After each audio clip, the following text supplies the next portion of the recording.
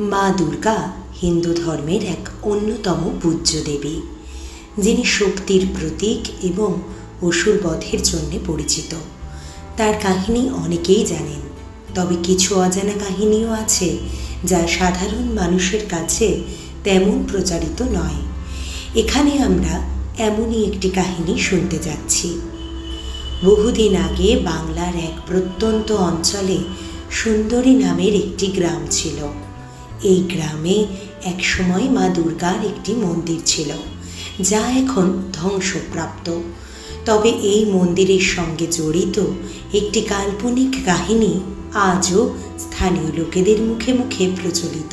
সুন্দরী গ্রামের প্রধান ছিলেন এক ধনী জমিদার, নাম তার রূপচাঁদ। রূপচাঁদ ছিলেন মা দুর্গার একনিষ্ঠ ভক্ত। প্রতি বছর তিনি মহা সমারোহে দুর্গাপূজার আয়োজন করতেন। রূপচাঁদের পরিবারে দুর্গাপূজা ছিল একটি বিশেষ আচার অনুষ্ঠান, যা গ্রামের লোকেরা প্রতীক্ষা করে থাকত। এক বছর পুজোর আয়োজনের সময় এক অদ্ভুত ঘটনা ঘটে। পূজার জন্যে প্রতিমা তৈরির কাজ শেষ হয়ে গিয়েছিল, শুধু চোখ আঁকার কাজ বাকি ছিল। প্রতিমার চোখ আঁকার জন্যে বিখ্যাত শিল্পী রামেশ্বরকে ডাকা হয়েছিল, কিন্তু রামেশ্বর কোনো কারণে মন্দিরে পৌঁছতে পারেননি এবং পূজার সময় ঘনিয়ে আসছিল। রূপচাঁদ চিন্তায় পড়ে যান, কারণ দুর্গাপূজার অন্যতম প্রধান অংশ প্রতিমার চোখ আঁকা। ঠিক সে সময় এক অজানা মহিলা মন্দিরে এসে রূপচাঁদকে বলেন তিনি প্রতিমার চোখ আঁকতে পারবেন। রূপচাঁদ প্রথমে সংকোচ বোধ করলেও মহিলার দৃঢ় প্রত্যয় দেখে রাজি হন। মহিলা প্রতিমার চোখ আঁকা শুরু করেন। তার কাজ দেখে রূপচাঁদ এবং অন্যান্য লোকেরা মুগ্ধ হয়ে যান।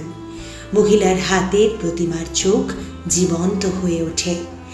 এমন মনে হচ্ছিল যেন মা দুর্গা নিজেই প্রতিমায় এসে উপস্থিত হয়েছেন। পূজা মহা সমারোহে সম্পন্ন হয় এবং গ্রামের লোকেরা খুবই আনন্দিত হয়। পূজা শেষে রূপচাঁদ সেই মহিলাকে ধন্যবাদ জানাতে চান এবং কিছু পুরস্কারও দিতে চান, কিন্তু মহিলাকে আর খুঁজে পাওয়া যায় না। গ্রামে কোনো মহিলার সন্ধান পাওয়া যায়নি যিনি প্রতিমার চোখ এঁকেছিলেন। রূপচাঁদ এবং গ্রামের লোকেরা মনে করেন মা দুর্গা নিজেই সেই মহিলার রূপে এসে প্রতিমার চোখ এঁকে গেছেন। এই অলৌকিক ঘটনা গ্রামের লোকেদের মধ্যে আজও এক পবিত্র স্মৃতি হয়ে আছে। সুন্দরী গ্রামের সেই মন্দিরটি আজ ধ্বংসপ্রাপ্ত, তবে প্রতিমার চোখ আঁকার সেই অলৌকিক কাহিনী স্থানীয় লোকদের মধ্যে আজও প্রচলিত আছে।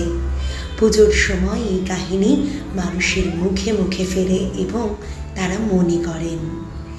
মা দুর্গার এই অজানা কাহিনী আমাদের মনে করিয়ে দেয় দেবীর শক্তি এবং তার উপস্থিতি সর্বত্র বিরাজমান।